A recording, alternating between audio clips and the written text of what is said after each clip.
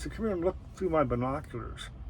And they didn't know what they were. And I put them up and I said, you see way over there where that little thing is? And they go, no. I said, yeah, but you don't see it, but I'm just telling you, over there by those two trees, right in the center, there's a little pine cone, or who knows what I said it was. Okay. I said, bring these up to your eyes and look over there. I go, oh, wow. Magic eyes. That's what they call it, magic eyes. I go, yeah. So I can see you no matter where you are. So when I'm not here, or you think I'm not here, you should be doing the job you're supposed to be doing and doing it the best you can, because I can be anywhere and at any time I can see you. Well, that actually worked miracles, because they pretty much realized anywhere they looked, I was looking at them. They didn't know because they couldn't see me. I said, you won't see me. Look how far away you can see. And I'm going to be over here. You'll never see me, but I'll always see you. Okay, well, that makes sense to us, and we'll do the best we can here. And they did. They did a great job, actually. So that was the magic eyes. As I'm there, and I'm working now, an outbreak happens, and people are getting sick. And the chief of the Juwakan that was in said, everybody's sick and they're dying. And his young son was very sick. And what they would do is they would paint their faces with white clay. You may have seen this in some books, who knows, I don't, white clay. And then God only knows where they learn this, and they give them enemas. Okay. Well, that's the worst thing you can do, because they're dehydrated, and now you're taking water out of them and doing whatever. And I went, and I go, he said, well, what happened last year, we were all supposed to get measles vaccinations or something. The day that they came, because they only come once a year to do this, when they came, a person had been up in a tree and fell and died. And they came and said, okay, well, we need to give everybody this. Oh, no. Somebody's dead. We're going to have a funeral. No, we're leaving right now. So you got to do it. Oh, no, we're not going to do that. Well, they didn't do it, and everybody's coming down with measles. And they literally were dying. The chief's son died. So anyway, I contacted people, and I said, are there any doctors? Yeah, 100 miles over here. Go get that doctor, tell them, ask them what they need, bring some money with you, bring them here, and tell them what's going on. We need to have somebody. And so they came here and set up a clinic, started giving people shots and doing all this stuff. And it changed the outlook of, and hydrating them and doing whatever they needed to do to stop this from killing more people. The chief's grandson, so his son's grandson, was born right at this time, right after we're doing all this. And they named the grandson No-Man. And that's my nickname. So I've had that for a million years. And when I was in the 60s or whatever, and everybody calls me that, and everybody there called me that. And people here where I live right now call me No-Man. And I went, wow. Now, isn't that amazing? I mean, that No-Man right now is somewhere in this world doing whatever they're doing. I'm sure they have an interesting story to tell. If we ever meet again, I don't plan on going back there, but who knows? They could show up here as, who knows, anything. But it's just great that they thought enough of what I had done to do that and name his grandson No-Man. So,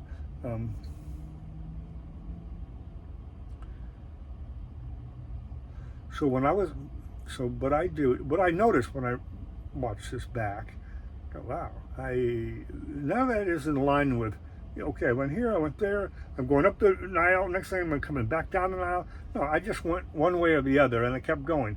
But in my stories, I noticed, well, first I'm here, and now I'm back here at the pyramids, and now I'm over here. So I'm not following a very good list of, this isn't all great, but when I was in Kenya, I don't think I said this. I think I may have started to say that they had the warriors out there watching us and all that stuff, and we were camping and all this. And they brought us to a little village of Masai Maya. I'm saying it's kind of like that. Myra warriors, They had a village, and it was all enclosed. And the cattle, they actually slept with their cattle. The cattle slept in the same huts that they had or something. And I think they drank their blood or something. I don't know what, I can't remember. But I just know that it was like, okay, and they took us and they said, stand back, don't get too close. That's the chief's hut over there.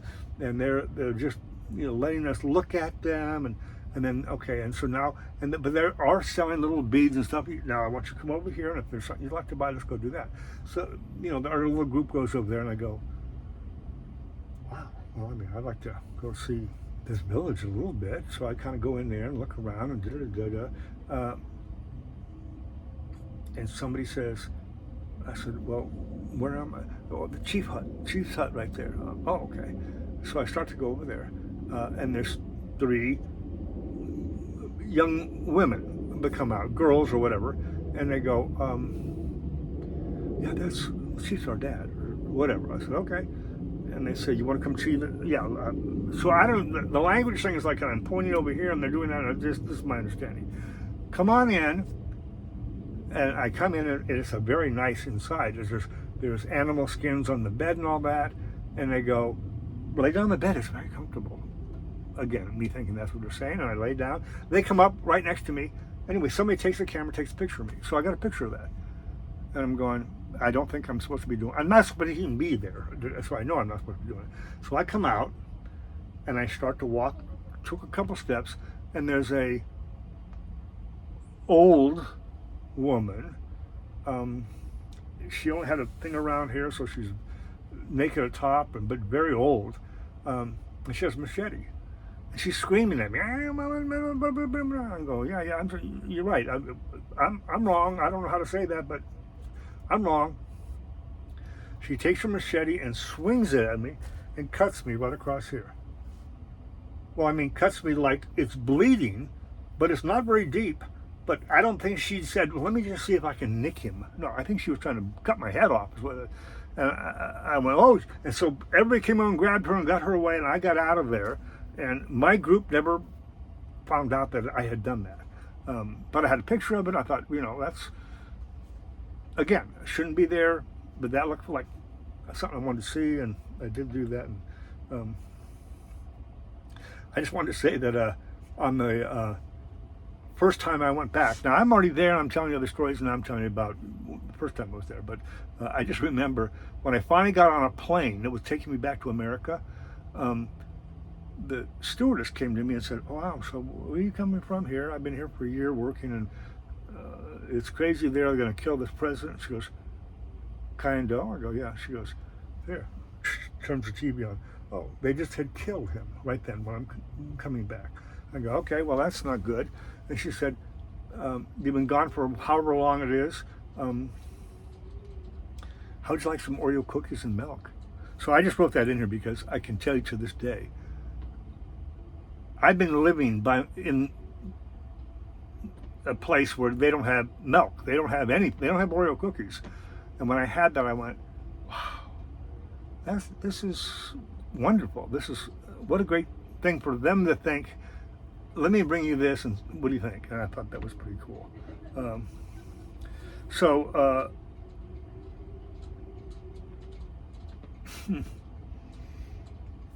I got this thing about the Russian plane, but I'm going to tell you that on the other side because I realize outbreak, Milton, here, the plane from the move for Dietrich's birthday, Kiwi, first day in Monrovia, chief offers cola nut. So part of my job was to find, when I'm there, we're dredging right here, but we're going to go, but we need to continue on. We got 200 square miles, and it's all gold, evidently. So let's go, and I have to go talk to chiefs and stuff. And I come to this one village, and they come in. He's got an interpreter. He wants you to eat this cola nut as a sign of friendship, whatever. So I said, okay, well, my understanding was cola was cocaine or something, right? I said, well, I don't drink, I don't do any of those things. Did I in the past? Yeah, I came from the 60s. So I did all that stuff. I knew what it was, but I don't want to break my break the spell of me not drinking and doing drugs. So I said, no, this is, you're going to show respect. I said, okay. Well, now I've looked it up since then, and a cola nut is actually something that's, got a lot of caffeine in it. People use it in Coca-Cola. And I didn't know this at the time. Somehow my mind said, cola sounds like cocaine to me, and all I know is whatever. I mean, but I'd taken cocaine before, so it's not like I was going to die, but and so I did it, and it's had a lot of caffeine. Next thing I know, what do you want? What can I have? Let's make some deals. Let's do whatever. So I'm just talking a lot. And he said, it's yours. Our river's your river. You can come here with your dredges, and you can do whatever you want, and we're glad you're here. So I said, I really liked that.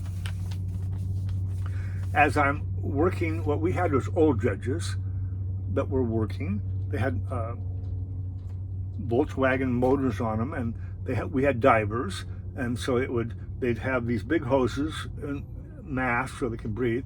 They go down, they suck up the stuff on the bottom, and it would come up into these things and buckets. And then we had a person called Freeman, who was like the best person in the world. He'd take all this stuff and ship it out, and there's